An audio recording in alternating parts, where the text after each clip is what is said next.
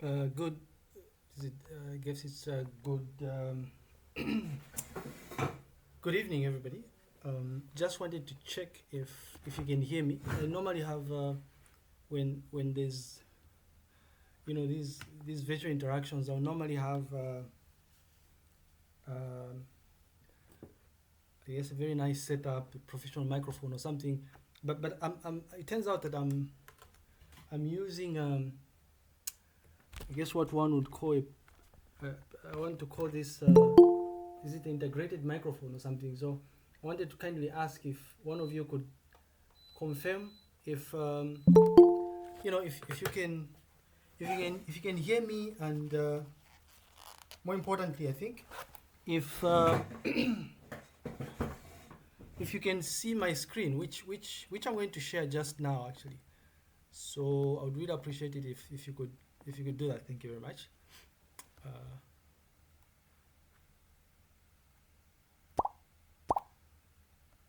Confirmation, please. Can get you, sir. Oh, thank you very much. It's visible, we can hear you. Thank you so much.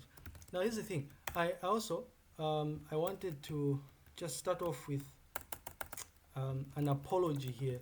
So it turns out that I'm working from out of town, uh, and so yeah, the event I'm attending, as luck would have it, by the way, I'm part of this. Some of these things are probably going to pop up at some point, um, but I'm part of this. There's a committee. Um, it's a University of. Sorry, it's too hot here, and just switch on the aircon. But there's a committee, right? It's called the University of Zambia. Um, it's a university ranking committee, University of Zambia University ranking committee, and the role of the committee is to routinely, this is generally every year actually, to routinely compile statistics related to research output at the University of Zambia.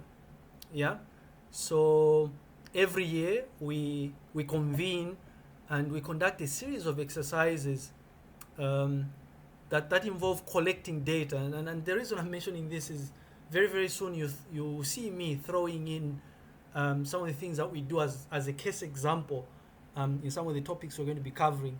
And it turns out that the data that we collect, by the way, there's a sample report, ladies and gentlemen, that was recently compiled.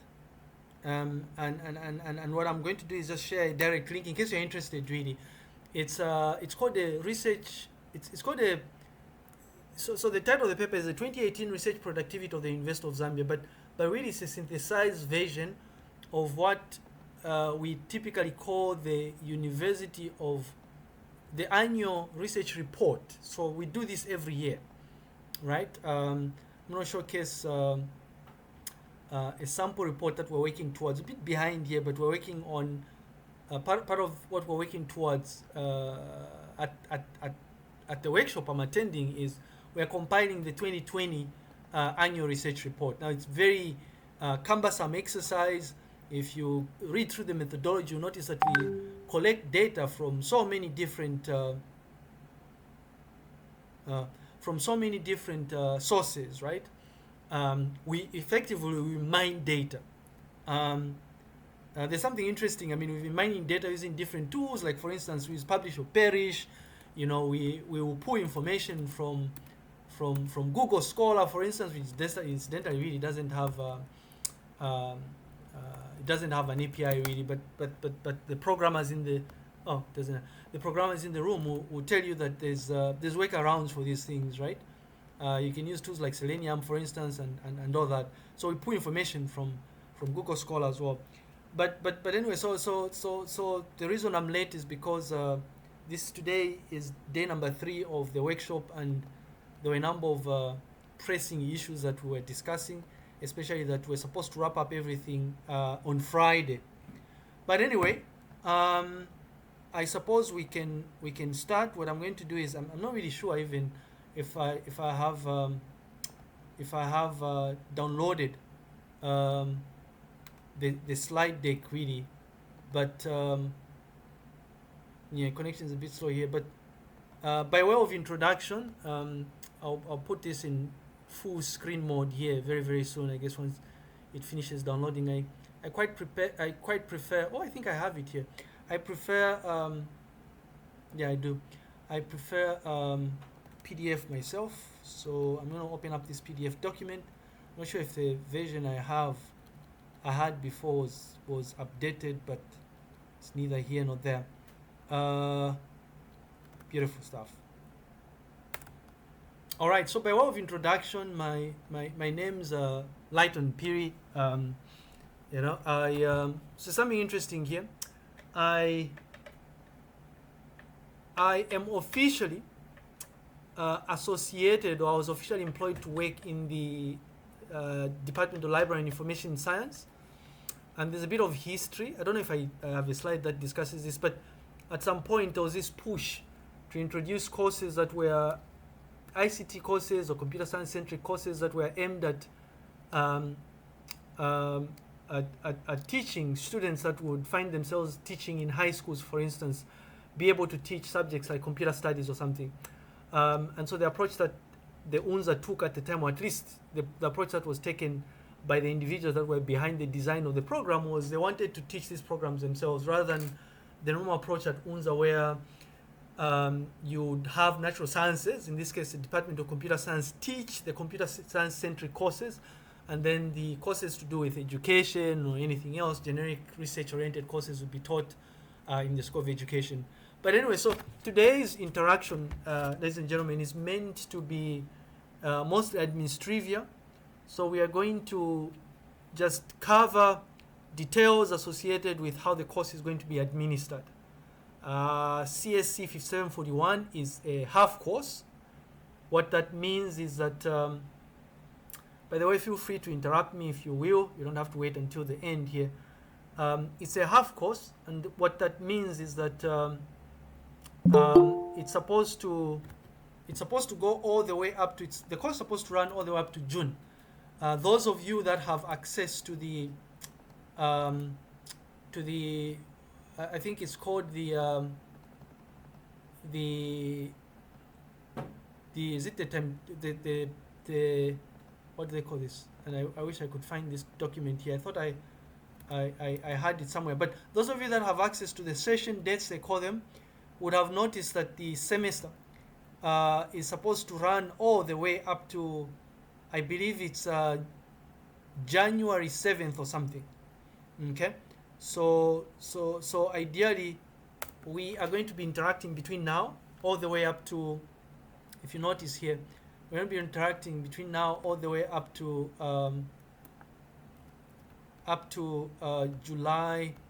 January 7th, I believe. I don't know if you can see this here, but you notice that lectures are supposed to last for a total of 15 weeks. So beginning February 26th, we're slightly behind here, but we'll catch up all the way up to June 7th. Yeah.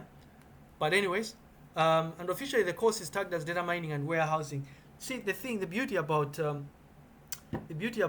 postgraduate courses, I've always thought, is there's usually room to incorporate new things within the course itself, or to be able to sort of like adjust things, right? Eliminate certain things, and you notice that we'll most likely do quite a bit of this. But anyway, that's that. Now, I know it's Administrivia, but there's something really interesting going on in the country. At least we are increasingly seeing, or gradually, not increasingly, but gradually seeing some changes in regards to some of the concepts, the basic concepts we're going to cover in CSC 5741. And by interesting things, I mean the things that are going on in the Republic right now. We see that entities like ZRA, for instance, in this case, are experimenting with using artificial intelligence techniques, right? In as much as our focus is on data mining, but we tend to gravitate more towards the application of techniques that emphasize the use of artificial intelligence, so machine learning. And I think this year would be a good time for us to maybe briefly talk about the more recent advances in AI, for instance, things like large language models, right? Hope we'll be able to talk about those things. But I think this is good, right? Because I've personally been teaching this course since I joined the UNZA since must have been 2018, or is it 2019? I think it was. And I've actually been wanting to see a lot more of this. I mean, behind the scenes, there are other entities that we've been interacting with, like, for instance, colleagues from CIDAS that do quite a bit of data mining, right? Although their major data source is SmartCare, obviously, right? HIV/AIDS data sets, that is. But also, I happen to know colleagues, right, that work for entities like the Central Bank. Boss of Zambia, for instance, a very dear friend of mine who works for Bank of Zambia, has told me that they've equally been wanting to experiment with some of these things. So but this is good. And incidentally, I'm currently working with a master's by research student, Malaizio Mzumara. He's going to be invited to give a talk because he's actually done some amazing work so far. He's been at it for the last I want to say 6 months or something. So he was telling me not too long ago that he was previously with Parliament, but he was actually recruited to work on the ZRA AI team. So it'd be nice to, we invite him to come and give a talk centered around his research, but maybe in the process we'll talk a bit more about what cool things ZRA is doing, right, to take advantage of AI, I suppose. I don't know. But anyways, I thought we would launch the course by just highlighting that. Of course, there's a whole bunch of other things happening here, I suppose. Decided to break up the lecture itself into 4 main parts, right? We'll start off with Administrivia, and then we'll introduce the course. And really, by introducing the course, what we are going to emphasize more on is to try. I usually like launching the course by contextualizing things, and for me, really, by contextualizing things, I use this as an opportunity to talk about the wonderful research that we've been doing in the research group that I'm associated with, and I'll talk more about my research group. We're doing a couple of amazing things. We've been collaborating with Invest Teaching Hospitals for quite some time now, since 2021, or is it 2022? But I think it's 2021. So we're working with radiologists, and there's quite a bit of AI tied to what we are doing. So when I'm contextualizing the course, you'll notice that I'll mention some of these things, right? But also, and I think I get to talk about this, obviously, but also, I happen to be a founder of a very loose group of students and researchers. It's called the Data Lab Research Group, and so what we do is it's a group of like-minded individuals, right, that have decided to band together, if you will, and really we work on part of what we do is we conduct research in the area of data mining, I want to say, right? But we do a lot of AI-centric stuff. It's applied, I want to call this applied AI or applied machine learning. Traditionally, it's been applied machine learning, but gradually, what we have started doing is we've actually started using more AI-centric techniques, like natural language processing techniques, and I'm hoping that this year we can start, kind of experimenting with large language models, if you will, right? But that's fine anyway. So after a course introduction, we'll briefly cruise through the topics we're going to cover in the course, and then in part 3, this is what we've traditionally done. We just have a brief discussion on what the expectation is for us when it comes to a specific category of assessment. So there's a paper reading category for the assessment where you are asked to go and do a bit of research, superficial research really. You read a paper, and then you synthesize the paper, and you submit a summary of the paper really. Yeah. But before we can do that, we think we've always felt it's only fair that we explain exactly what is expected of you. So we'll briefly go through how to read a paper reading. It will be a report of your research methods course if you did something of this sort during your undergraduate studies.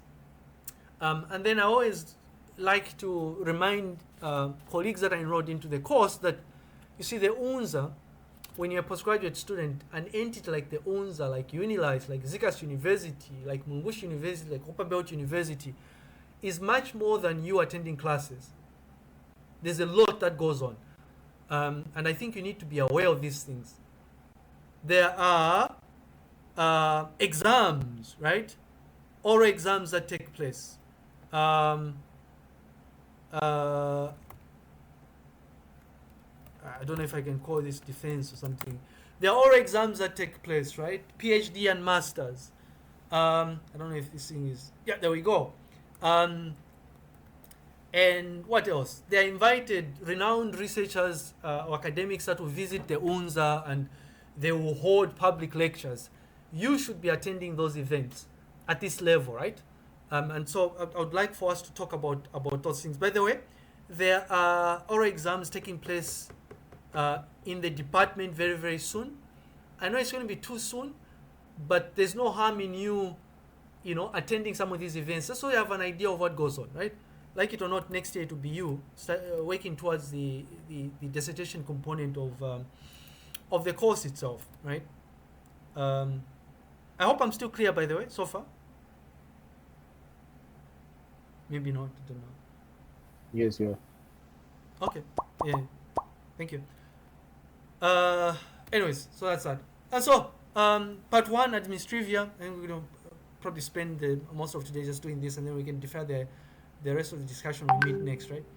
So the thing is, I think we'll do some personal introductions. Usually postgraduate, classes are small, so you get an opportunity to actually interact at a personal level. I would like to think, and I'd like for us to have a lot more of these things. I know most of you are working probably, but I will insist that beginning next week, our class on Wednesday is going to be physical. So we'll have our class in the computer science department. It's better that way I've come to learn. I mean, in future sessions, we may explore the possibility of having virtual interactions, but I would want for us to, we don't have COVID anymore. I'd want for us to have physical interactions, especially that we have these classes, in the evenings, really, after work. Yeah, so this is really going to be a structure of part one, really. By way of introduction, ladies and gentlemen, so I'm a lecturer and researcher at the University of Zambia, obviously. There's a direct link. There's, I think the UNZA link has probably changed so far, right? If you look up yours truly, you'll notice that not so much has changed. Maybe my profile picture has changed. I think I've changed my profile picture. Maybe not. Maybe I don't know. So there's a profile that you will find. There we go. It has changed. You will find it on the UNZA page. If you are too tired to do anything productive, you can look up my profile. Right, I've shared the link. I've been with the UNZA since 2000 and I want to say 2018, but I officially joined the UNZA on the 1st of December 2017. Right, so a long time ago now,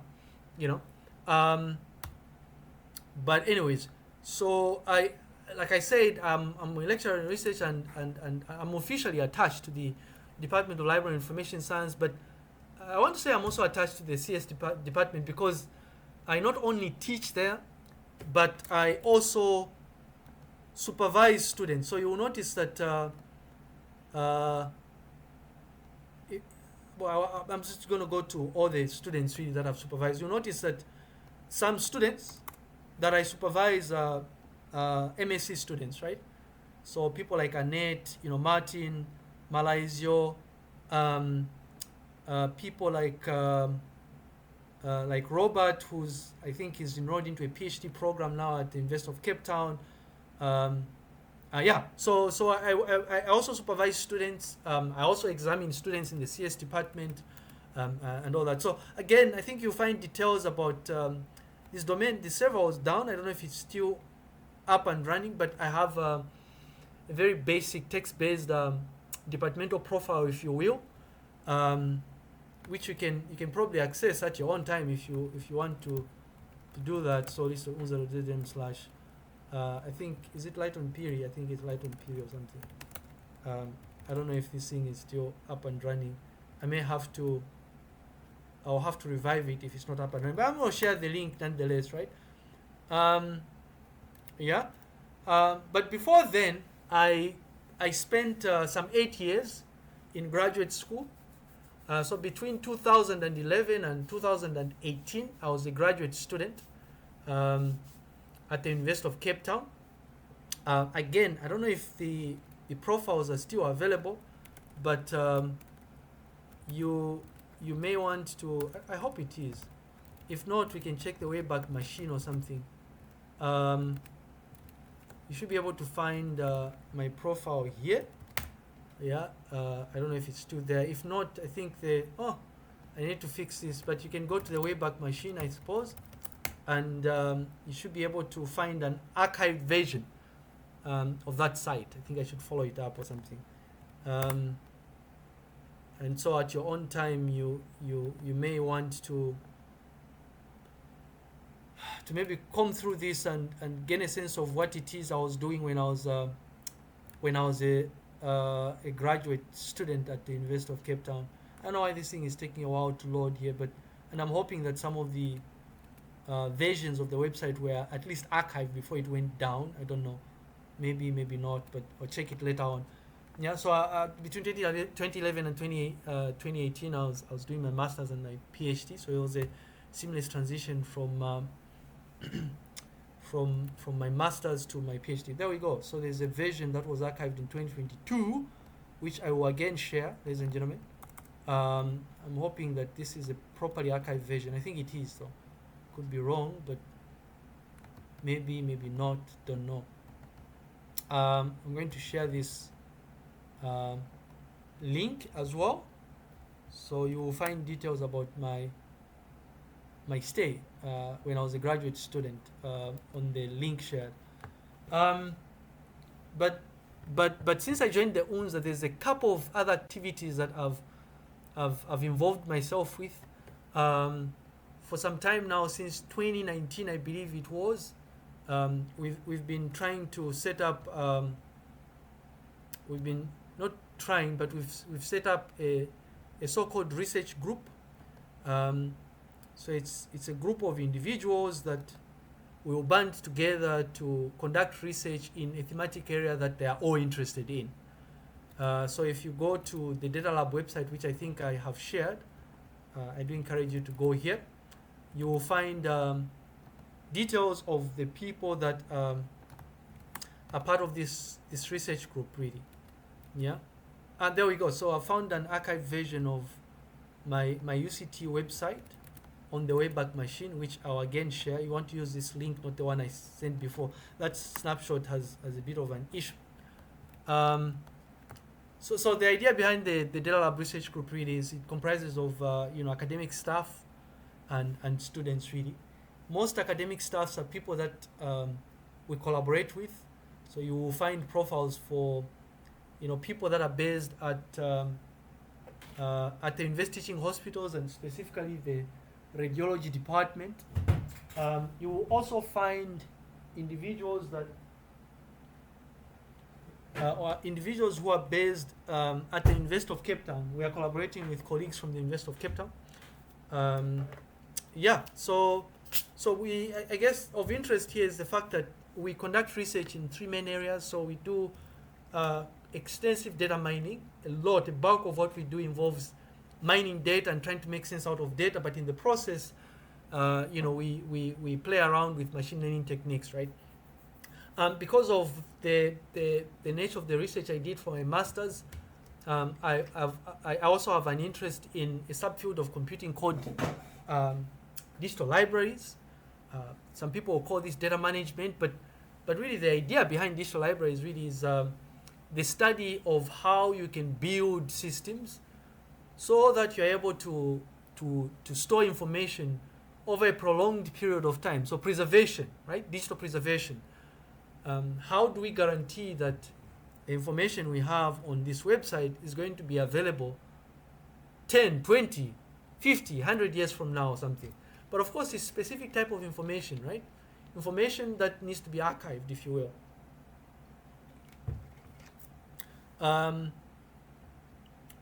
We also conduct research in technology enhanced learning. I happen to have a personal interest in specifically in how we can best design software tools that can be used in educational settings. So an education setting may involve like tools such as learning management systems, student information systems, right? So we do that.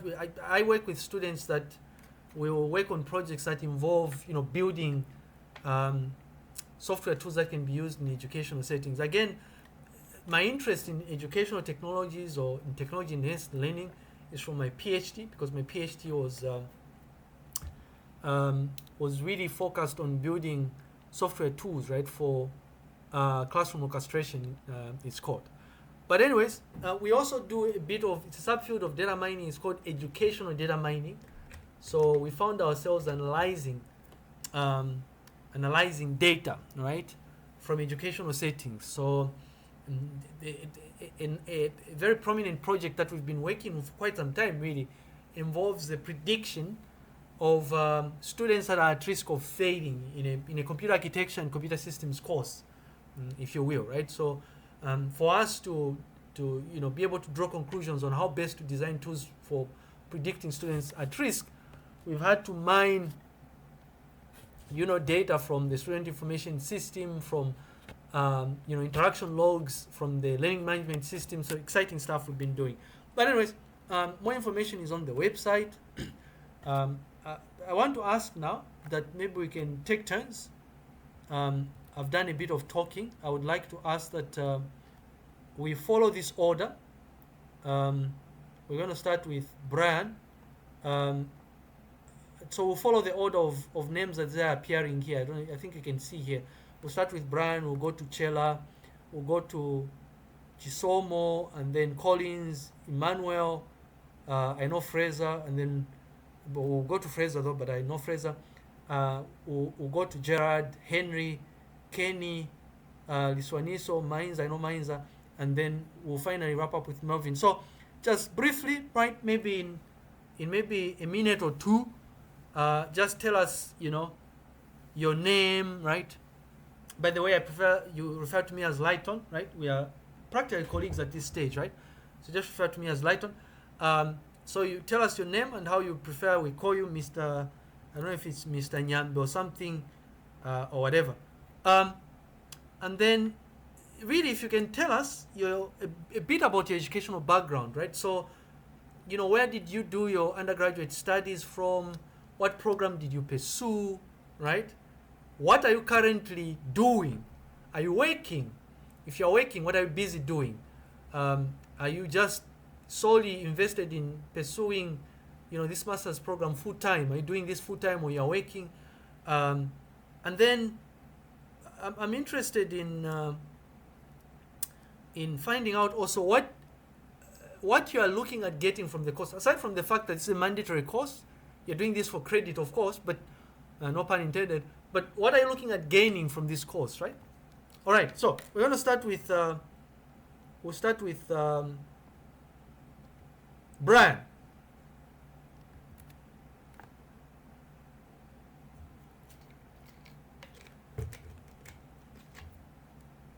I don't know if Brian is online. I think you are. I don't know if you can.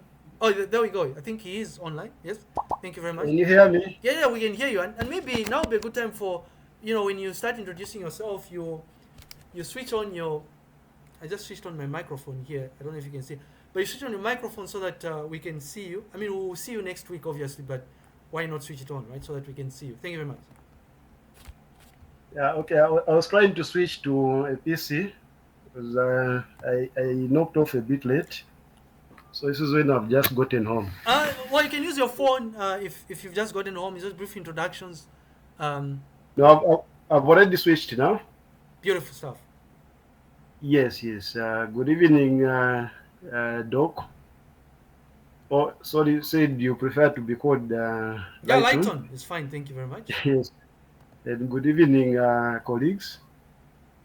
Yes, my name is Brian Svalwa. I did my undergraduate at Zikas University. So I started from MCC. I did level 4, level 5, and proceeded up to Greenwich University. And in terms of graduating, I graduated in 2015. So prior to me pursuing my undergraduate, I've been a police officer since 2009.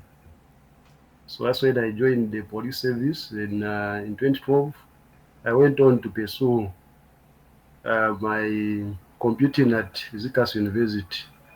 So in terms of expectation, we covered a bit of data mining and data warehousing.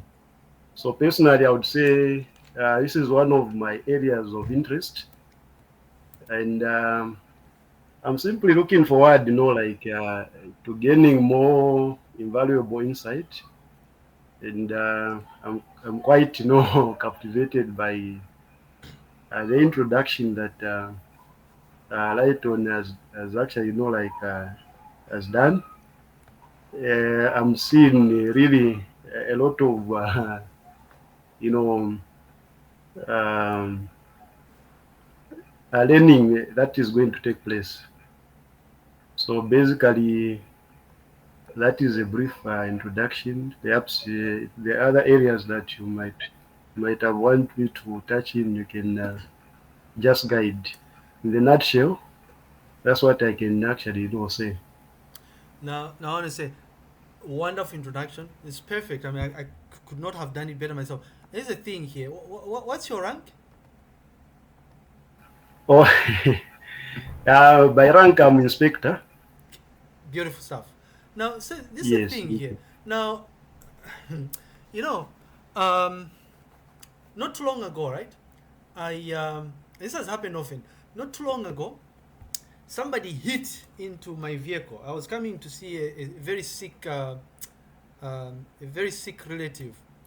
She was very sick at the time, my aunt, and I was hit by a vehicle as I was exiting at some roundabout. I was coming from Chikwa connected to the roundabout, and then I then got into the boulevard, right?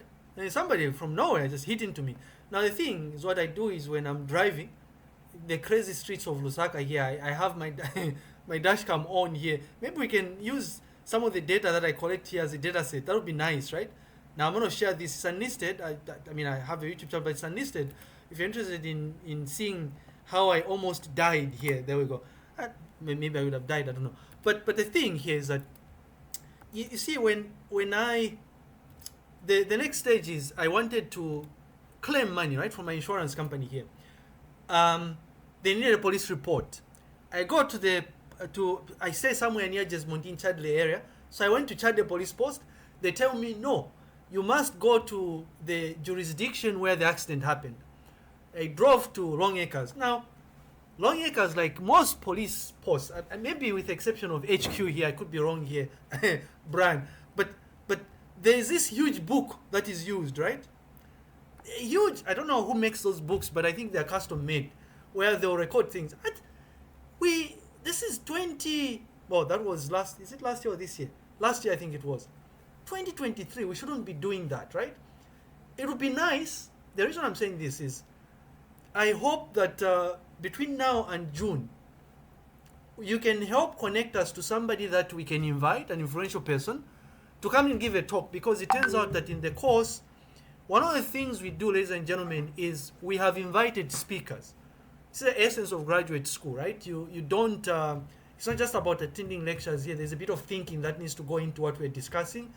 Quite a lot of back and forth, because we know that you're at a stage where you are very capable of abstract thought here, right? So these are things to talk about here, and if it's not possible for us to invite somebody, because I made an attempt last year and before last year, I was told no, you need to first of all apply to, what did they say? It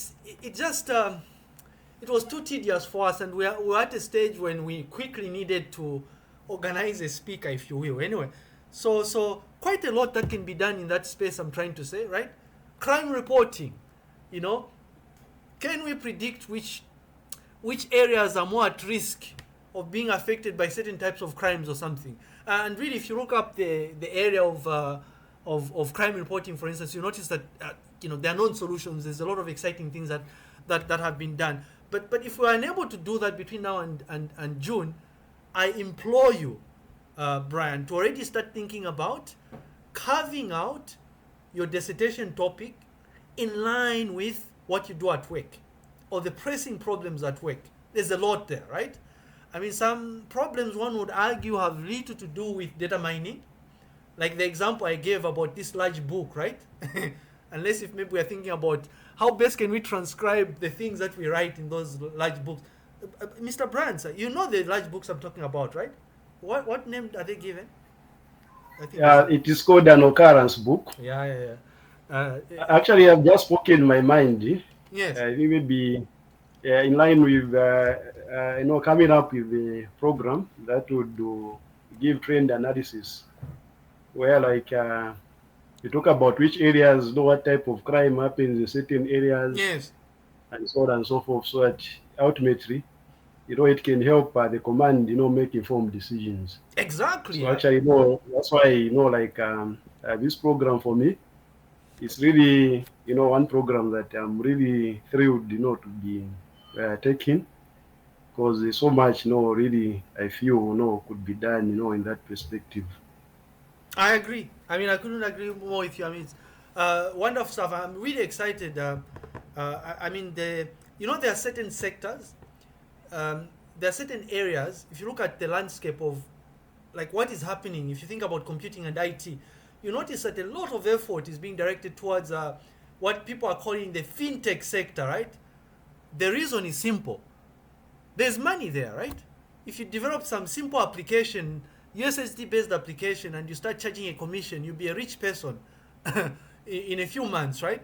Very few people would be interested in working in the health sector, for instance, because the rewards are not as much.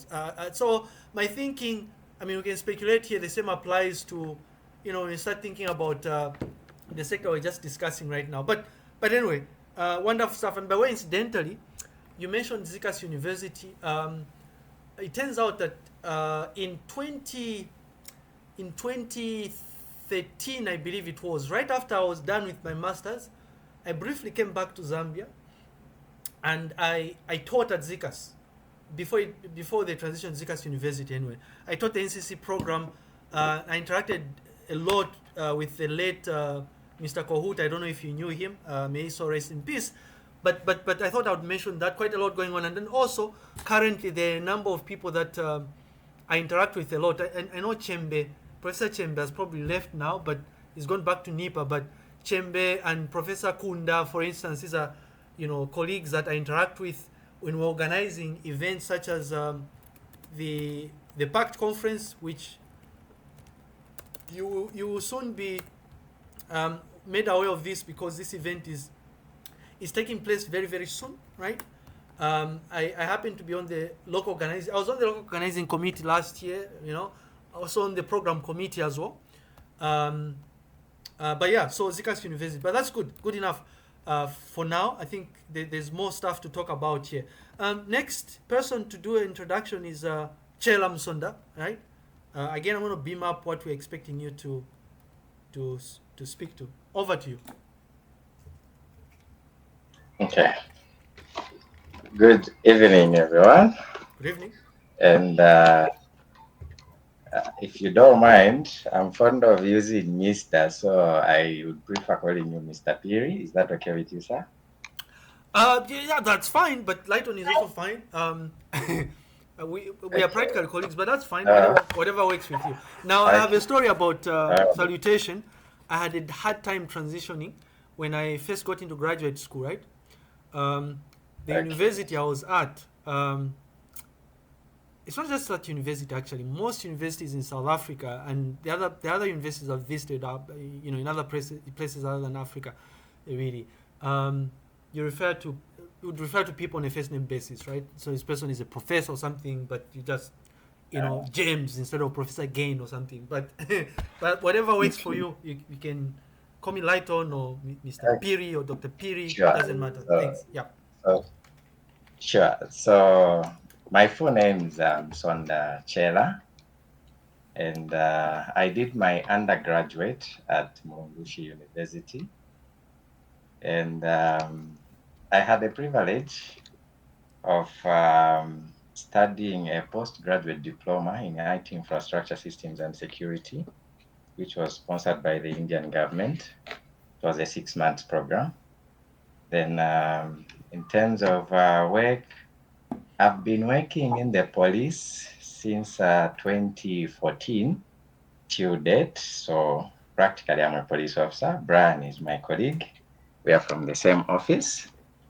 And from this course, I would say the first time I heard about it was from Professor Kunda, who was our lecturer at Mulungushi University then. Then I didn't know much about it until I came to UNZA.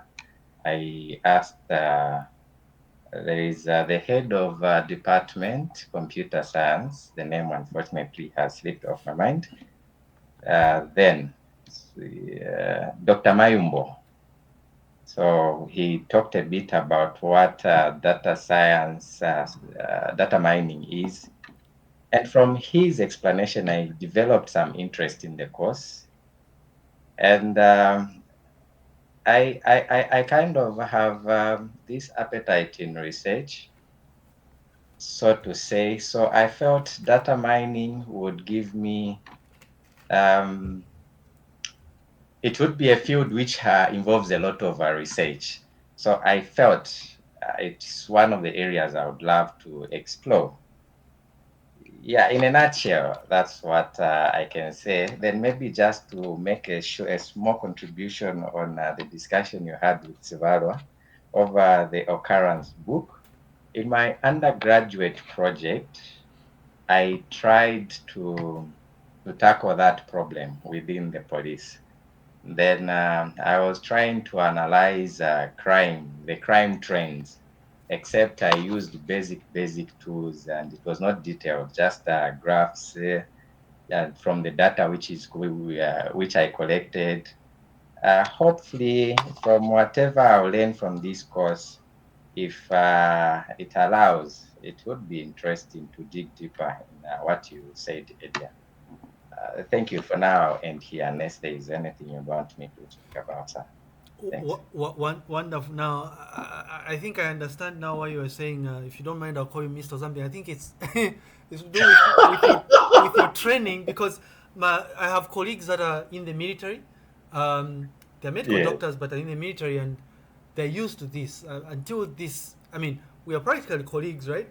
But they'll prefer Yes. to use the actual title, which I understand. That's fine, whatever works for you. But I wanted to mention something. I'm glad that we are slowly getting to a stage where we have more or less like a representative group of individuals. This is the first time. This is the first cohort we've had where I think we have people that are enrolled into a course that are coming from a government entity, if you will. The closest we've come is we had somebody from the Financial Intelligence Center at some point, but mostly it's usually people from banks, ZRA. I mean, it's Paraceto. I guess ZRA counts as well.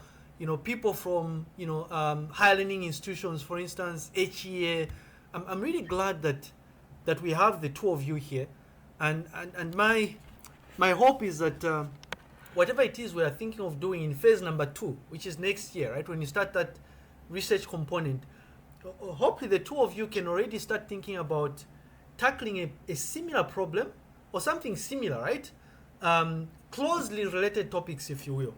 And I'm hoping here that, fingers crossed, that maybe you decide to carve out a project to do with data mining. What you realize when you're pursuing a postgraduate program like this is that part of the reason why you're introduced to a number of advanced courses is to give you an idea of what is possible, right? There's computer security, there's advanced distributed systems, right? Soft is it soft computing or something? So many different courses, so that by the time you're done with the coursework, you have an idea as to where you are mostly interested in, which areas most excite you. So I'm just hoping that data mining is going to be the thing here, and who knows, maybe we can work together. I think there's a lot we can do here. But also, it's interesting. I think it's interesting that increasingly we are attracting students that went or that did their undergraduate studies elsewhere. So I just noticed Zikas University or Zikas, and then there's Mulungushi University. I've seen a few people from UNZA here, but I would like to think that there are others from other institutions. This is what we want, right? Because we're interested in seeing or listening to contributions coming from people with different experiences from what we have insofar as UNZA is concerned. So wonderful stuff here. And I imagine when you were at Mulungushi University, Professor Kunda was probably still there, and Professor Chemde as well, I imagine. Yes. Yeah, wonderful stuff. All right, good stuff. We are still discussing this. Chisom, over to you.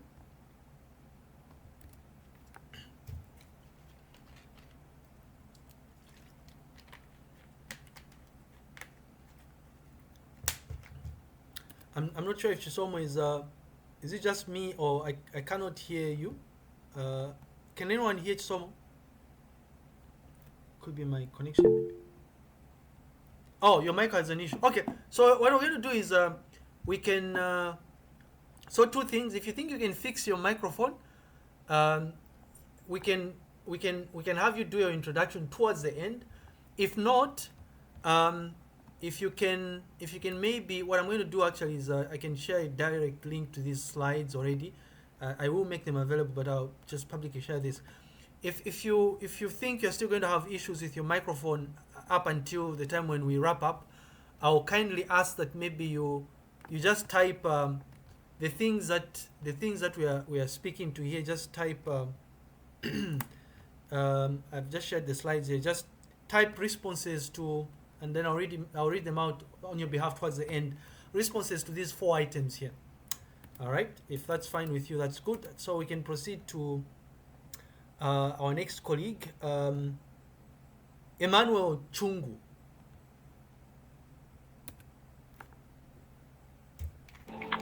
Hi, Lighton. Hi, everyone.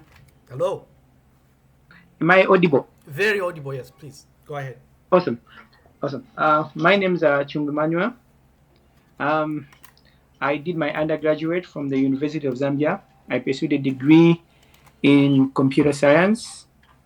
I majored in computer systems engineering. Currently, I'm working with the University of Zambia under the Security Service Department. Yeah, so I'm an IT specialist under that department. Then coming to what I hope to learn from this course, well, my understanding is that data is the new currency, and for most organizations like NGOs, before they get to make certain decisions, they have to do a research. They have to look at the data, and that's when they'll be able to do most of the projects or most of the ventures. And you find that even for most companies, maybe social media platforms, they mine some data and they can sell that data to different companies for advertisements and all. Yeah, so I'm looking forward to learning more about data mining and basically applying myself to the industry. Yeah. Wonderful stuff. Now I'm curious here, right? When did you graduate?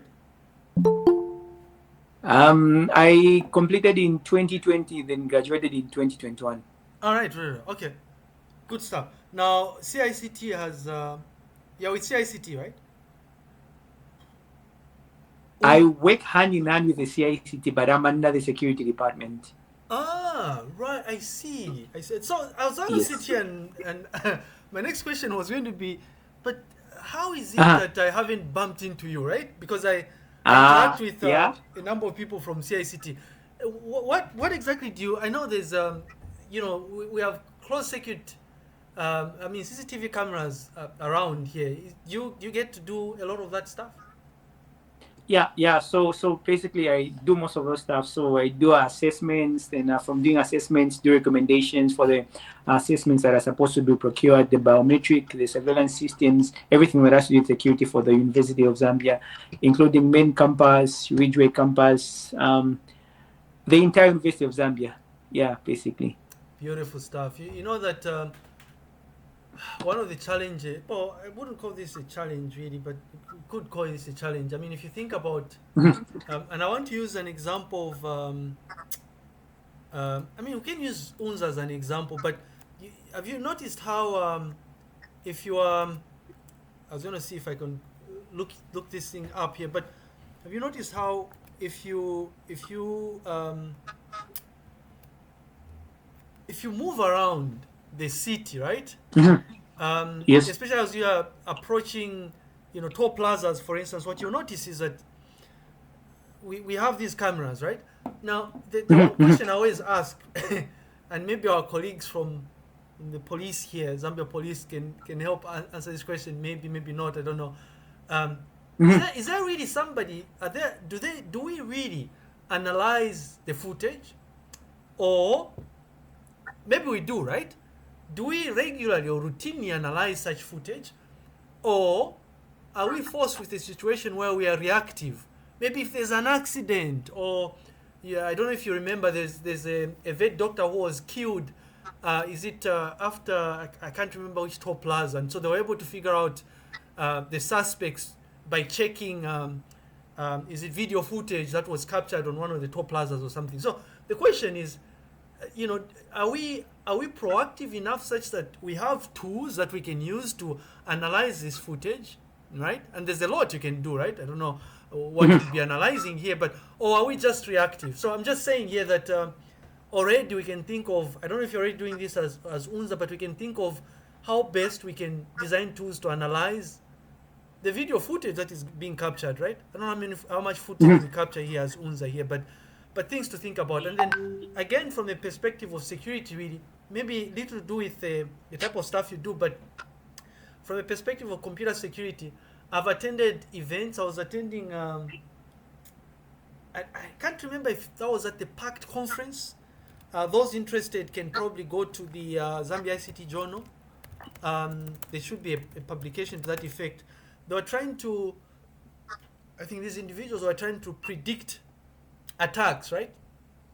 Cyber attacks, so you're using AI or machine learning to try and predict if an attack is going to happen. I may be misrepresenting this. It could be stuff that was presented at the PAC conference, or there's a workshop that was organized by Data Science Africa, I believe. It could be either one of the two. But those of you that have time can probably either go through I do encourage you to go through the Zambia ICT. There's a lot of interesting content, especially if you're interested in content that is aligned with research that most researchers in Zambia are doing.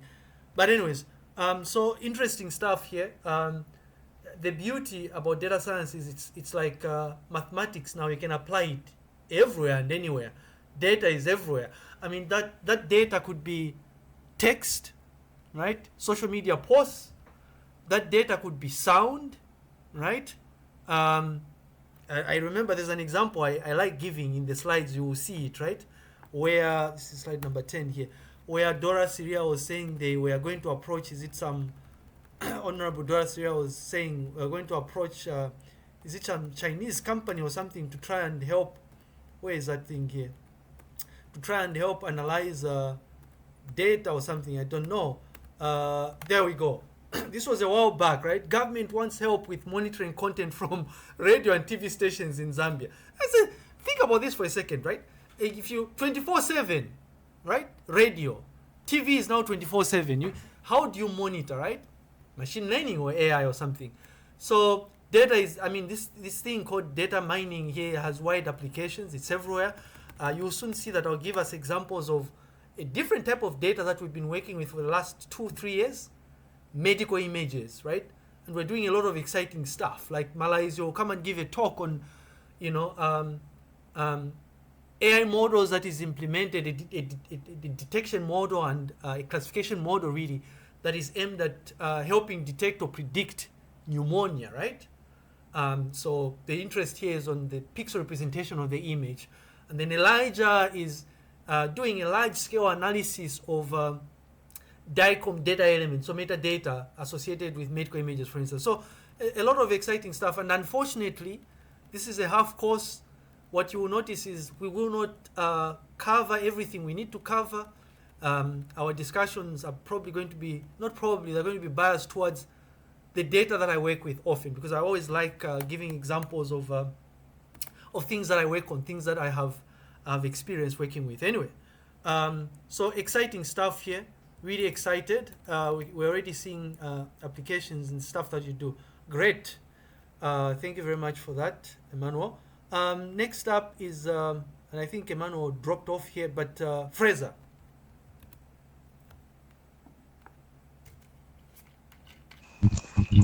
Good evening, everyone. Good evening. Hello. My full name's hello. Can you hear me? Yes, we can, loud and clear. All right. My full name's Fraser Nyambe, but you can just call me Fraser. Yeah. So I did my undergraduate at the University of Zambia. I just graduated last year, 2023. Then I further enrolled into a postgraduate diploma in computer science. Yeah, and this year we transitioned to doing my master's in computer science. Yeah. So what I expect from CS57 1 is that I'd like to explore more and see the technical part of machine learning, as well as just in general computer science, and make use of it in the real life. I think it's just a short brief introduction. Thank you. Wonderful, Fraser. And I mean, I know Fraser. Fraser, I worked very closely with Fraser Nyambe. I really enjoyed working with Fraser's group, and they did some really exciting stuff, Fraser and team, right? You'll find his profile on our research group website. And what's kind of interesting about Fraser is the capstone project they worked on back in 2022 really was AI centric, but a specific field of AI that Fraser's team was looking at is NLP, or rather a subfield of NLP called NLG, so natural language generation. I want to use the project they worked on as an example. It's a classic, you know. We're supposed to submit this somewhere. It's a classic, and I think they did some really decent work, right? And I'm saying some really decent work here because the project itself involved a computing skill which didn't have really a direct association with any of the courses that they did. But then again, that's the whole point of a capstone project, and I hope I hope you enjoyed that, Fraser. So really looking forward to interacting more with you, Fraser. Yeah, and I'm glad I'm bumping into students that I recently interacted with that are transitioning to do a master's program. Wonderful stuff here. Wonderful stuff. Great. All right, we are going to move on to Gerard Tashinga.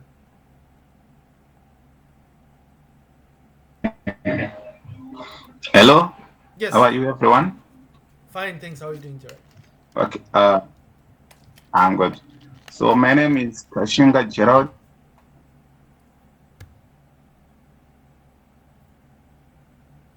Reaching out. I'm from Zimbabwe. I've graduated in 2022. I was doing my undergraduate at the University of Zimbabwe, doing business studies and computing sciences. And so for the past 2 years, I was working as an accountant. So I left my job to come here and do my master's. That's all. Wonderful stuff. Wonderful stuff. Now, I wish I had a classic example of how you can apply machine learning in accounting here, but I would be surprised if there are people that have done crazy things, right? Yeah, I guess you can work my program. Yeah. Hello? Yes. I was saying for this program, Yeah, yes, we can, because my program I did, but I have computer sciences and I have accounting, so we can we can apply some IT on accounting, Wonderful stuff. I mean, I'm always excited. Usually, especially on marketing. yeah, We can do- great. Hello, hold on. Yeah, we can hear you. We can hear you. Oh yeah, yeah. So as I say, I mean, usually when we have colleagues that I want to call this an obscure field here, accounting, because for me, because I haven't really had that much experience, um, it forces us to sort of like try and look at examples in that particular field, right? I've found myself in events where even I sit. I mean, I've been exploring this subfield of computing called data mining for quite some time now. In fact, it started off. It started off when I was, and I left out a little bit about my background. So before I got into graduate school, I worked for about 4 or 5 years in the telecommunications sector, right? And I was a business analyst, so business intelligence analyst, right? So this thing called data mining has wide application. I remember sitting in this workshop. It was an AFM workshop where mechanical engineers were attending the same event I was attending, and I remember the first question I asked them, but how exactly are you planning to apply machine learning to mechanical engineering? Well, the simple answer was fault detection. So can you predict that a particular piece of equipment is likely, right, to fall apart or something after a certain period of time? And my next question to them was, but what sort of data are you analyzing? And the simple answer was vibrations, so sound. So you'd be surprised, right? I'm sure there are classic examples where accounting is applicable. Welcome, Shinga. We're really looking forward to interacting more with you, and we expect a lot of comments actually from you in relation to your experiences in Zambia, especially in comparison to Zimbabwe or something. So wonderful stuff. Welcome. Good stuff. Okay. Yeah. Thank you very much, sir. Great. Thank you. All right, Henry.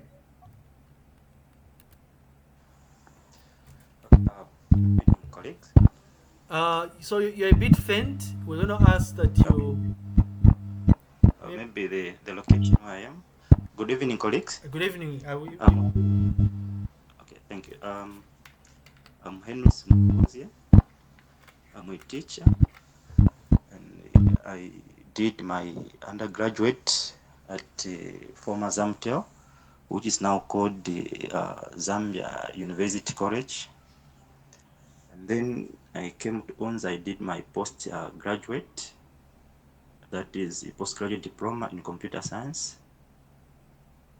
Now I know much information about data mining and warehousing, but after consultation, I was eager. On short, I'm eager to learn more about data mining. Thanks so much for that. Wonderful stuff. I have a question, right? where do you currently you currently work? You teach right now? Yes, I'm currently teaching. Yes. Where? Kasamba Secondary School in Matelo. Wonderful stuff. That's the thing here. I have a soft spot for education, tools that can be used in educational settings, educational data mining. I've worked with a number of students that have, if you look up, they've Wow tablet. I worked with a student who was, and I'm hoping that we can extend this somehow. I don't know how many people have heard of the Wow tablet, but it's essentially a tablet. These are used in Zambian schools, really. But the idea behind this is they bundle them up with educational content from first grade. I don't know if it's from early childhood or something, but let's first grade all the way up to 7th grade. Now, I've worked with a student before that was mostly interested in trying to figure out if these tools are effective. And as part of that process, one of the things that he was doing was he was doing some superficial data mining, really, to try and look at the sort of applications that are bundled on these tools. And I mean, if you've played around with Android-based devices, you know that you can use tools like ADB, for instance, to extract that sort of information, right? And do analysis of what sort of applications do you have, how can you categorize them or something. But the thinking has always been, how can we extend this such that we're able to figure out, or at least try and understand exactly how students use these tools, right? Those of you that have an interest in Android will agree with me that there's a lot of logging that goes on Android. Which applications are you accessing? At what time? How long are you accessing them? And my thinking has always been, for the longest of time, has always been, you know, how best can we analyze these logs, right? Assuming we went through the correct ethical clearance procedure, can we then sort of like carve out a research problem that in part enables us to understand exactly how kids use these applications, you know? And then maybe you can build recommender systems, right? Or personalized learning based on how these kids are using these applications, right? So the configuration of specific applications would be tailored towards the child who's using the application, and the usage is based on the logs, right? So you begin to realize that there's quite a bit by way of data mining that would go into something like this. Something else that we I think I mentioned this earlier in the process. We're building, or we're trying to understand exactly how we can predict students that are at risk of failing.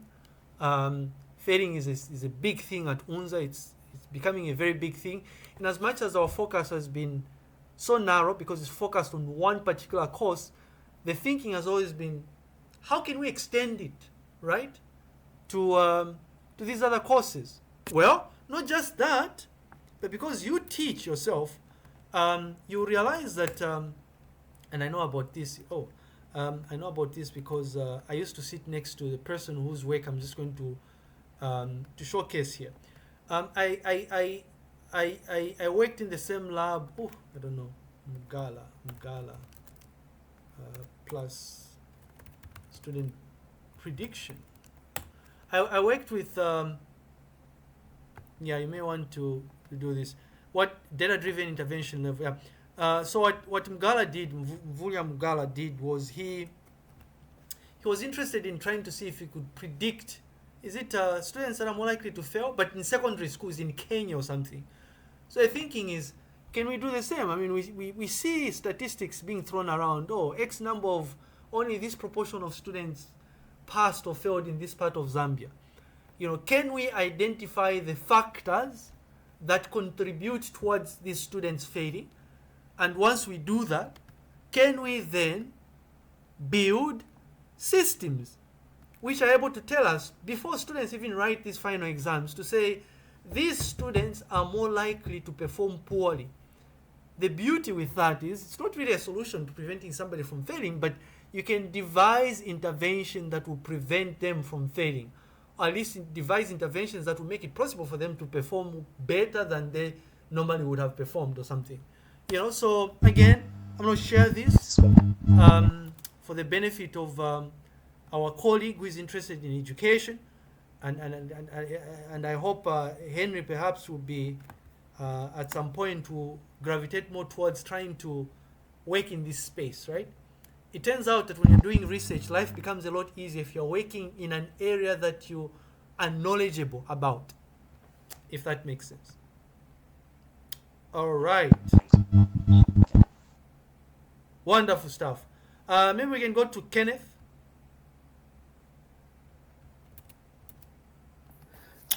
Good evening, colleagues. Good evening, Lighton. Good evening, Kenneth. Am I audible? Very clear. Great. Thank you. So yeah, my name is Kenneth Passy. Have an educational background in computing. Started off with the NCC all the way to the top up bonus degree at Greenwich provides via Zeta at the time. So graduated in 2015, was together with Brian. And currently, I'm working for the Lusaka Securities Exchange, formerly known Lusaka Stock Exchange. I've been there for a bit over 5 years now. I've been a system administrator for some time, and with the Luce, I've been a system administrator with a biasness to security. Yeah, hopes and expectations. I think other than just being a system administrator, I think there are more duties that are assigned, and I believe this course, by the way of introduction and the way it's coming out, that it's the right tool for even the to utilize, in the sense that obviously the exchange has been operating since 1993, and there's a lot of data there, and most of this data is archived, and analysis of it is not well done. So my expectations have now changed to that regard. Thank you very much. I think that's it for now.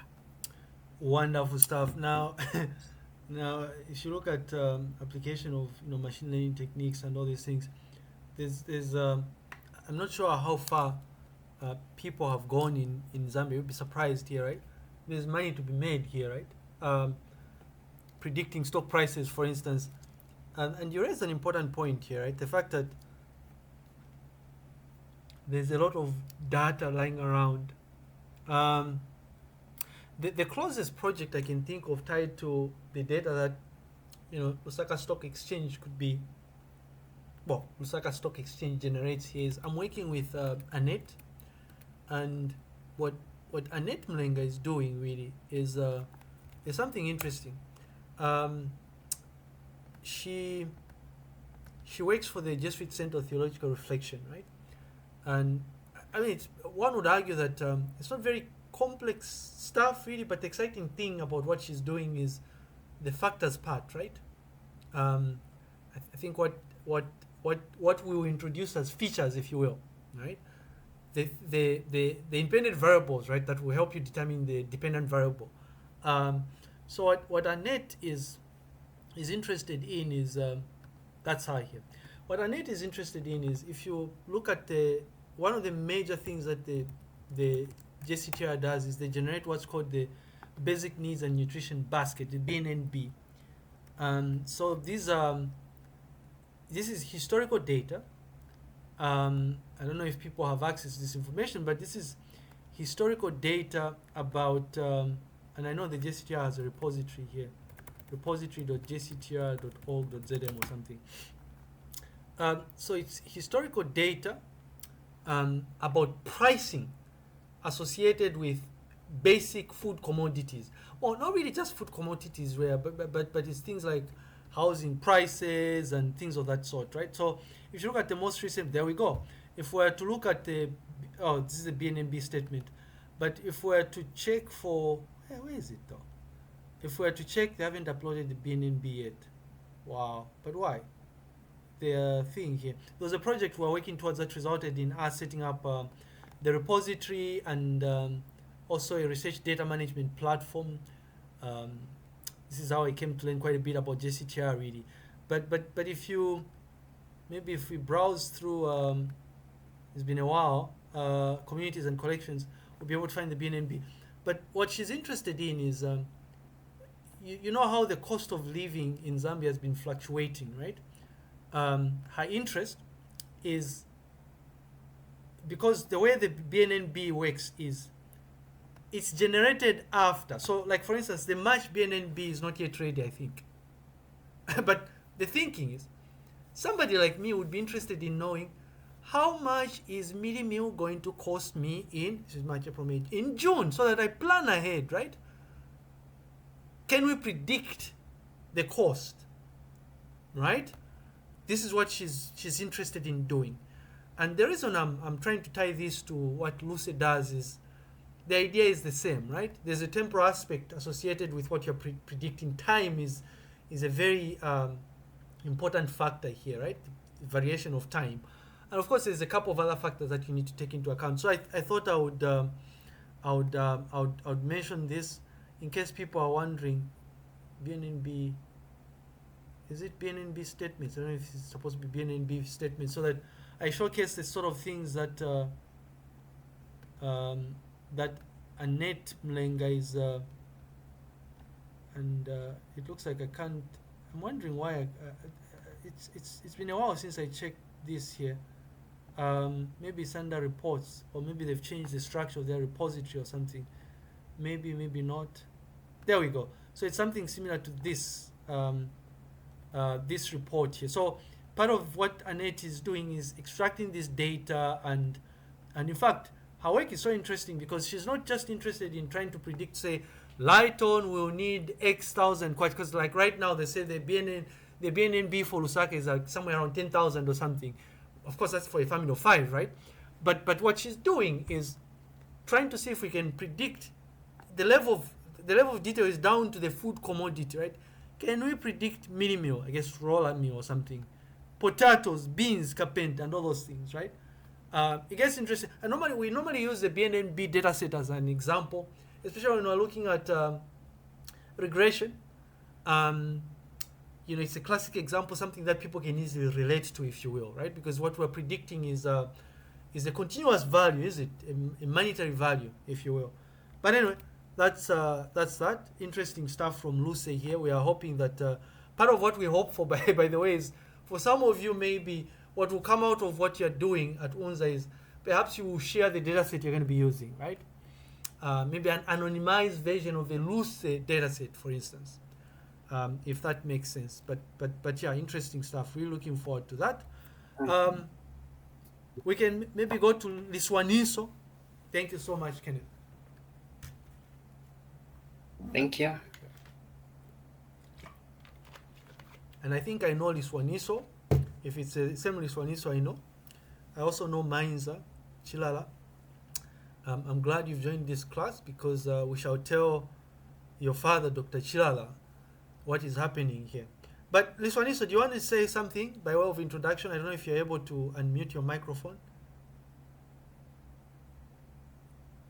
If not, maybe Mainza, do you want to introduce yourself? Good evening, everyone. Yes, hi, Mainza. I'm audible.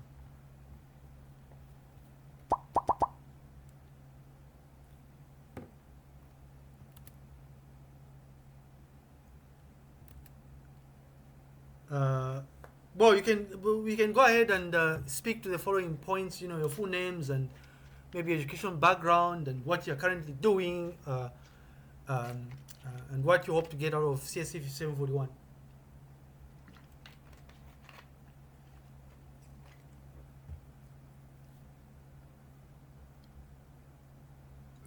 It could be.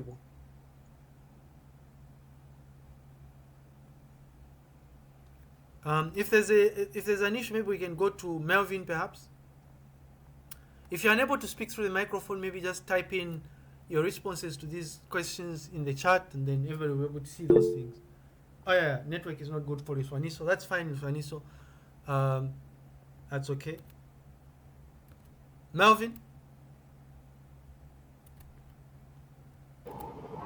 Good evening, Roger, and Yes. good evening, everyone. Good evening. My name is Kumulo Sterling. But for the sake of this interaction, you can call me Melvin. That is not my official name. Uh-huh. Yes, I did my undergraduate degree from the Copperbelt University and graduated in 2015. Then work background. I was a state police officer before, then transitioned into corporate security. Currently, I work for some bank. I will just call it some bank. We get to know as we go along. Yes. I am biased towards security. I'm working in an environment where we have both physical and electronic security, and I'm in electronic security, where we have Sorry about that. I have to be serious. I'm at work right now. That's fine. That's okay. I'll get back to you. Let me just answer this. Yeah, I guess the part where some of us are working in extremely busy environments, sensitive environments, that we understand. Good stuff. I don't know if Melvin is going to be joining us anytime soon, but we were supposed to hear from. I'm losing my train of thought. I don't know if it was Somo who was unable to introduce himself. But if he's still unable to do that, that's fine.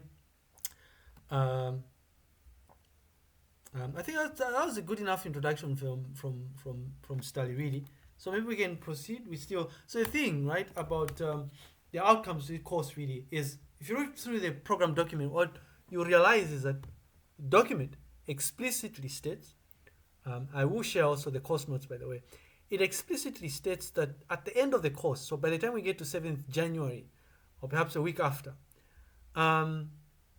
we will all get to a stage where we'll be able to identify key processes associated with data mining, data warehousing, and knowledge discovery process. Because it turns out that irrespective of the type of, and I hope, oh yeah, I thought it was a thing that's Sony's. Irrespective of the type of data mining project that you're executing, the recommendation is that you be systematic, right? When you're going through that knowledge discovery process, really. The interesting thing is that data mining has been around for decades. People have perfected the art of data mining, and so we are going to look at some popular data mining approaches or techniques. Really, we are biased towards one of the most widely used approaches. It's called the CRISP DM model, really. So we have dedicated lectures where we cycle through the different phases of the CRISP DM model. There are variations of the CRISP DM, like the CRISP ML, for instance, right? We'll look at all of those things. What's important really is when you understand what you need to do for one process, depending on the sort of problem you're solving, you can apply any other process because the activities that you cycle through are similar, if you will. All right? And then also, we want to get to a stage where we're able to describe the basic principles and estimators used in practical data mining and understand their strengths and weaknesses. In as much as we don't normally, because of time really, I would have loved it if this course was a year long, but we tend not to focus so much on the internals associated with the different sort of algorithms, right? So, an example, if you're working with classifiers, for instance, there's so many different types of estimators or algorithms that you can use, right? Some data mining courses will focus on, trying to introduce you to the basic concepts associated with how those individual algorithms work.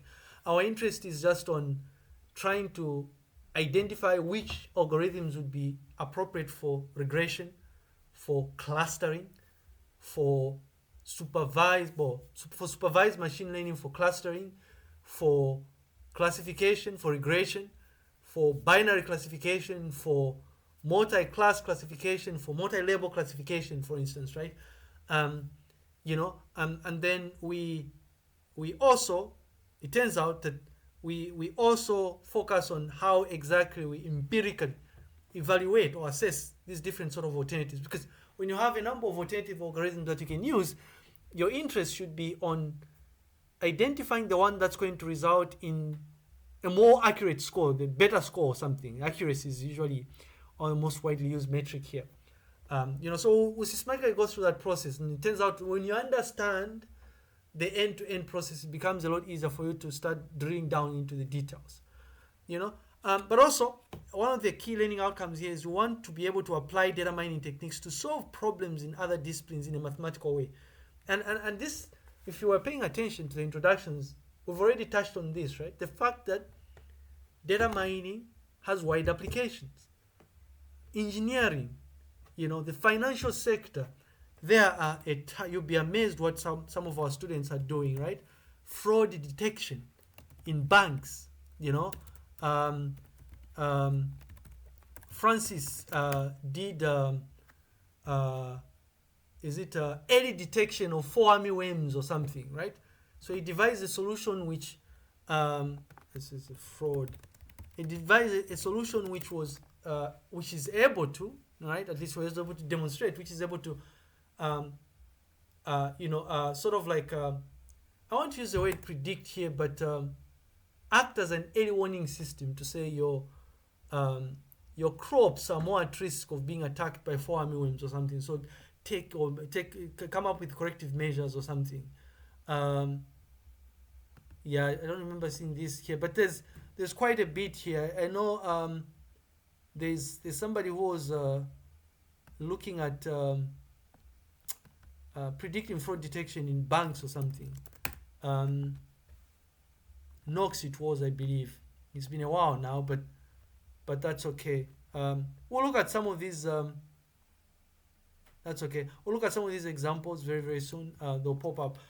The other objective here is we want to be able to apply data mining methodologies with information systems and generate results that can be immediately used for decision making. The end result, irrespective of whether you're predicting stock prices, predicting the BNNB, the end result is you want to be able to make an informed decision.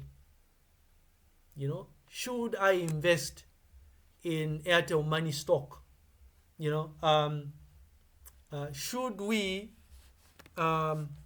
should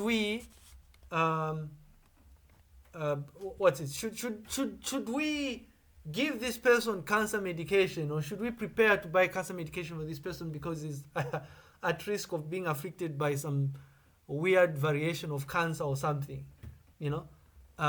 There's interesting things that we are doing with some smart students that I'm working with currently. There's an I didn't mention this, but I'm principal investigator for, I don't know how I forgot about this, but I'm principal investigator for this project. It's called the Enterprise Medical Imaging Project in Zambia. I don't know if I mentioned this, but amazing stuff we are doing there, I think. And part of what we are doing in this project, a number of work packages here, but part of what we are doing is we are trying to I think I gave an example of what Malaysia is doing, but we are trying to predict. So Malaysia has implemented 2 models, right? There's it's not here. There's I wish it was there, but there's a prediction. There's a classifier, right? So which tells you if something is associated with pneumonia or not, and then there's a detection model. These are classic approaches really when we're working with medical images, or images really, where you can build a localizer, right? You can apply segmentation. You can build detection models, or you can build a classic classification models, classifiers, right? In the case of Malaysia, obviously, not obviously, but what he built, or what is built so far, is a binary classifier. So something that predicts the equivalent of yes or no, if you will. So just to showcase what the ultimate solution does here, we showcase something that is currently under review, I guess, so that people have an idea of some of the things that we're kind of doing. There's a simple interface that is implemented. We'll call it a DICOM viewer, if you will. And what that DICOM viewer does really is it does what you're going to see just now, right? It creates an overlay, right? So a bounding box on an area of interest to say this medical image, this chest x-ray, is associated with pneumonia, and the areas on this chest x-ray that have anomalies are in this yellow bounding box. So yeah. So we'll be able to apply data mining methodology with information systems to generate results, because the end result in this particular case is the radiologists will be much more effective. Instead of spending 5 minutes, 10 minutes, or 15 minutes if you have a semi-automated way of interpreting these things, you cut down on the amount of time spent doing this, you know. But more on this example later on. I always tell colleagues enrolled in this course that in as much as these are the things that are in the program document, but we tend to gravitate more towards what we feel are things that are going to be extremely useful to get you to a stage where you can execute a practical data mining project on your own. And more importantly for us, we're trying to get you to a stage where if in phase number 2, you decide to work on a data mining project for your thesis, you'll be able to do this. You know, so we focus on the practical aspects of this, and more importantly, the experimentation, the evaluation of the solution itself. And then increasingly, there's a lot of conversations that go into issues to do with ethics and bias and explainable AI.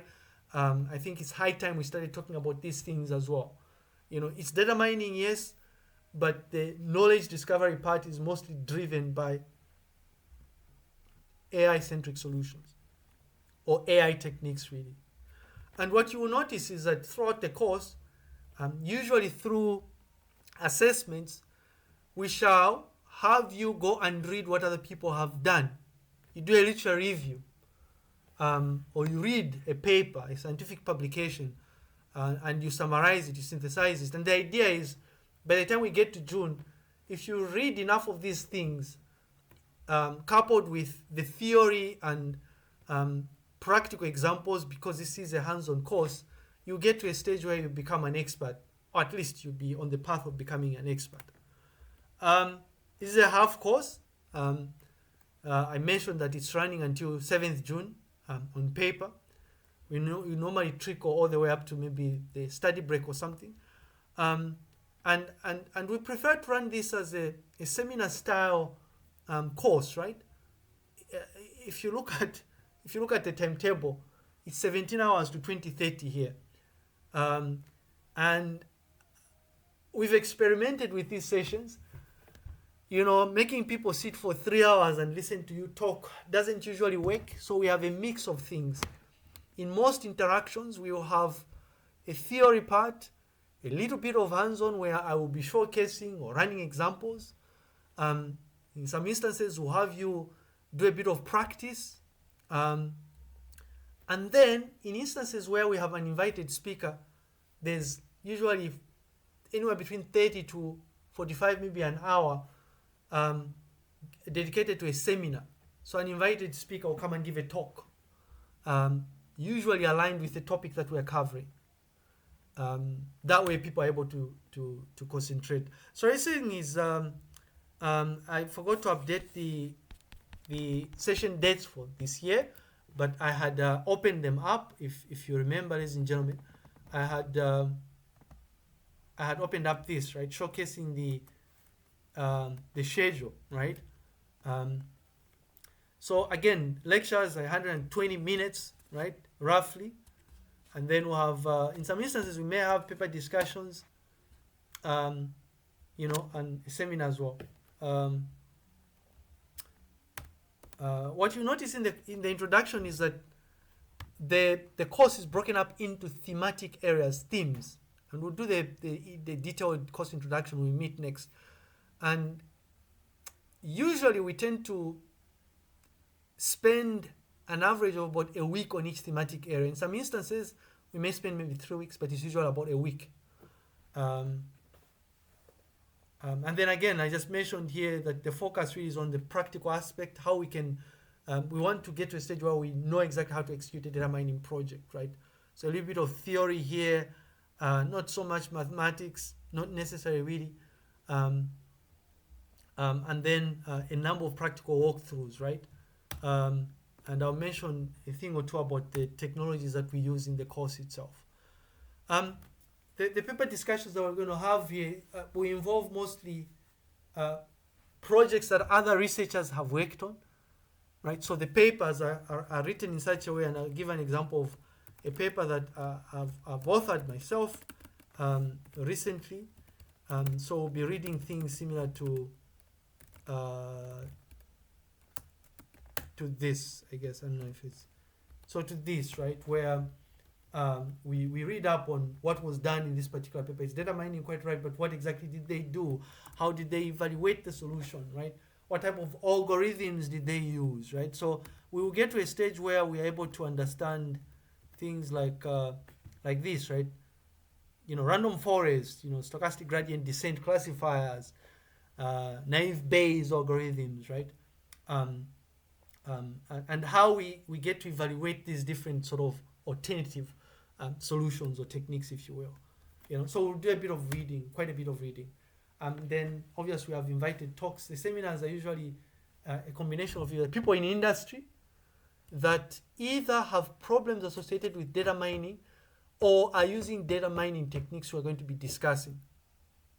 And also students, past students or current students, so that you have a feel of what you are up against when you get to phase number 2. All right. We had a number of invited speakers last year. We did some pretty interesting stuff in social protection. So we had Lubasi and Dr. Piri from Ministry of what ministry? I forget the ministry here, but there's a system called ZISPIS, the one that is famously known for disbursing social cash transfer, right? Those amounts that are given to people that need assistance from the government. You know, so quite a number of invited speakers. We've had a mix in the past. We've had people from Zamtel, people from the banks. We've also had what else? So telecommunications sector, the banking sector, government ministries, you know, so a mix of presentations. And the idea really is we try to cast our net wide so that we demonstrate that, you know, data mining is everywhere these days, but that's okay. So how about this big thing here, but the official day when you're supposed to have class is Wednesdays, not Mondays. Sorry about that. It's 17:30 to 20:30. So just take note of that. And you see, the UNZA has been transitioning and experimenting with a number of learning management systems. Adoption has been quite low. And last time I tried to ask for them to send me details, it took a while. So we ended up using Google Classroom. If this happens again, we'll use Google Classroom again. So I'll just create a Google Classroom. So it turns out that the UNZA has adopted a number of learning management systems. There's Moodle, there's Google Classroom, there's is it Canvas? I don't know if it's called Canvas, but I think so. But it was called Astria anyway. LMS. I don't know if it's Canvas. It should be Canvas. Yep. So you use Canvas. So it's not like we're going against UNZA regulations by using Google Classroom, as the point I was put across. So all course materials, you know, will be made available here, but also assessments. So assignments, you'll be expected to submit your assignments using this platform. Anyways, and then I try sometimes, I mean, it's hard sometimes, but I try to record the lectures and I share them as well, you know, so we're going to experiment with that as well. It's usually a lot of work sometimes, but we'll see if we can keep up. When this happens, I'll normally share them as a YouTube playlist on my YouTube channel or something. What else here? Let me see if we can. There we go. In terms of prescribed and recommended text here, you see the thing about computing especially is there's a wealth of information out there. What I'm skimming through right now are books that you will find in the program document, right? It doesn't necessarily mean that these are the only books that are out there. There are certain resources that I use more than others myself. So just to mention here that this is one of the textbooks that is, I believe this is a recommended text. Yet another recommended text. Recommended text. sorry, these are prescribed, recommended text. I've used this extensively. The only thing that perhaps will put you off about these guys are from Waikato University in New Zealand. The only thing that will put you off is that they use Weka. Weka is a machine learning platform, right? What we do in the course is we use Python. Doesn't matter really whether you want to use what they call is it Python? No, don't say Java here, but whether you want to use Python, or whether you want to use maybe Java, I guess, I don't know, I'm sure there are machine learning libraries there, or whether you want to use is it MATLAB or something? I think it is. I don't like using proprietary tools. The idea is the same, right? It's just that you have more control when you're using, instead of Weka, a machine learning platform, which is a black box. If you are writing the code yourself, you have more control. So we're going to make extensive use of Python. Those are the tools, ladies and gentlemen. The thing here is these are tools that I am going to be using. So if you want to follow through with the examples, if you want to keep up, these are the tools you're going to have to download and install. The versions of Ubuntu may change because I haven't yet updated my computer with the most recent version of Ubuntu that has long-term support here, but that's okay. We use Python 3, all right? And currently on my machine, you will notice that I use 3.11.6. Yeah. So Python is the best language, but what you will notice is the number of libraries, a number of frameworks that we use.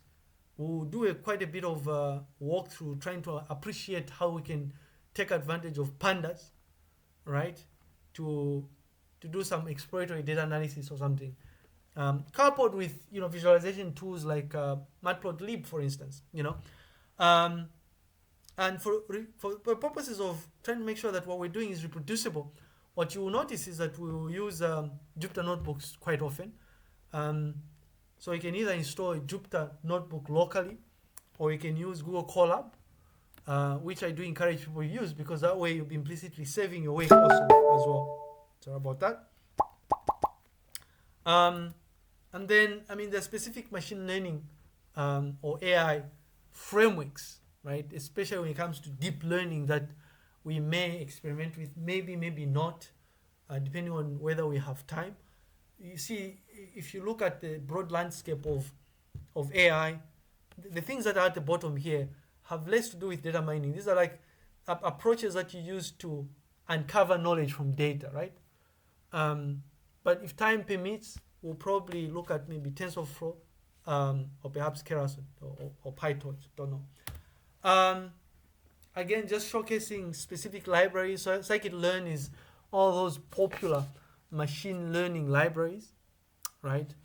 So if you're looking at solving a regression problem, classification problem, or clustering problems, if you install scikit-learn, you'll be able to do all those things. I mentioned Python pandas. These are the thing is, what you'll notice is these are tools we are using when you are cycling through what we introduce as processes or phases associated with the methodological approach you are using to mine data, right? So data collection, data preparation, data transformation, right? Modeling, evaluation, and deployment. What we try to do is to use the same base technology in the course. So it'll be Python right through and through. So the data collection will involve primarily the use of Python, data pre-processing, data preparation, transformation, the modeling, and all those things. This is where these libraries come in, right? Matplotlib for exploratory data analysis and visualization of the final result of the model itself. And then Google Colab really for you to be able to share your code. So when you're writing code, so Google Colab can be viewed as being like an IDE, if you will, right? It's just a platform that facilitates reproducible science, really. Again, specific libraries that we may or may not use, mostly tied to deep learning here. In terms of the course grading, this is tentatively what we're going to follow here, right? Paper reading sessions, you know, where I said you'll be asked to go and read work that has been done by others and then you produce a summary. Well, that's 10% of the course. I also mentioned that there'll be invited speakers, people from industry, academia, and students that will come and give talks. Attendance will get you 5 marks. You actively participating, asking questions, contributing positively to the conversations will get you another 5 marks. There's a practical data mining project that you will be expected to work on. Very small scale project. 20 marks. There are, well, usually we write one test towards the end. 20 marks. The final exam is worth 40 marks. So this is a 60-40 split.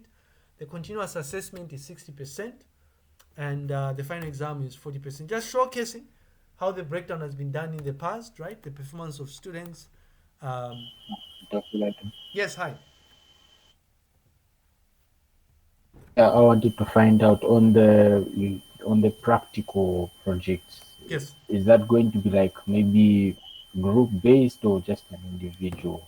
No, so these are individual projects. So you work on an individual project. We start off by having you select a topic you want to work on. So they're predefined topics, and then you start working towards it. There's different subcategories of the, and I can showcase this maybe. If this is how the project is broken up.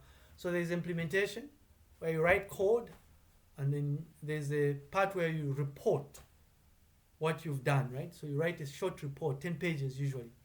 And then there's a presentation. So you prepare a slide deck, and then you present and demonstrate what you've done. People ask questions. So this is how the 20% will be broken up or broken down, not up. You know, and then participation in the past has involved you maybe giving presentations in past work or something.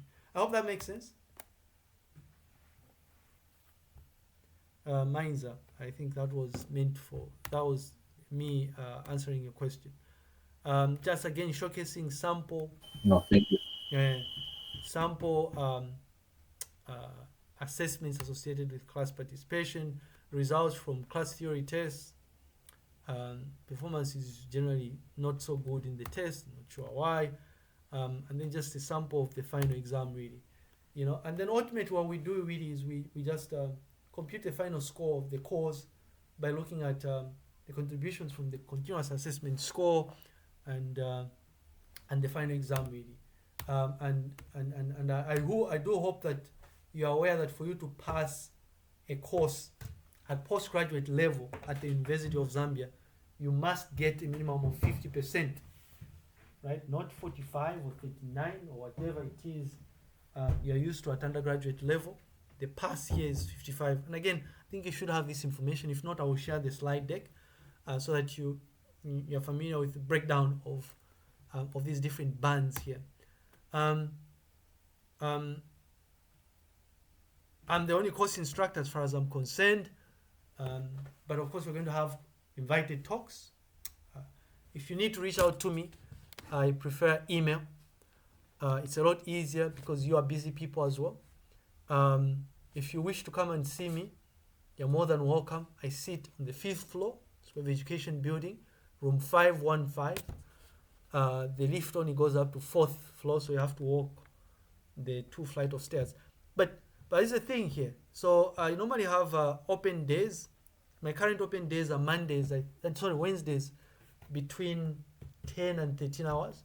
So you can come through between 10 and 13 hours on Wednesday and you will find me there. But because these open days are also tied to undergraduate students, it may get busy. So for you, just schedule an appointment with me and then we can interact like that. This course, in this course, communication is going to be exclusively done electronically, right? And really, I've always thought communicating via WhatsApp is a bit problematic because it's difficult to keep track of what's going on. And in fact, also, it's difficult to archive. I know it's possible, but it becomes difficult to archive the conversations going on. And so formally, communication in this course is done via mailing list. I will ask that you all but you all, I don't know when you're going to select a course rep, but I'll ask that you just, maybe I'll send a link where you can join, I think, but you can also send me an email, and just let me not say add me to the course mailing list, and then I shall add you to the course mailing list. We use Google Groups to do this. And in fact, when you join the course mailing list, if you access the mailing list via the web interface, you notice that you can read through archived messages from as far back as 2019, 2020, 2021, which is quite helpful, really. You see, if you look at the breakdown of the course, especially when it comes to report writing, this is the part where academic dishonest comes in, maybe in the project as well, but we always try as much as possible to carve out the mini projects in such a way that you won't find any solution online, really. You may, maybe not, don't know. But academic dishonesty is a very serious thing at UNZA, as is the case for most higher education institutions, really. You want to stay away from this, otherwise you get a 0. I want to pause here and suggest that we continue this conversation when we meet next week. But I want to pause here and find out if people have any specific questions associated with how this course is going to be administered.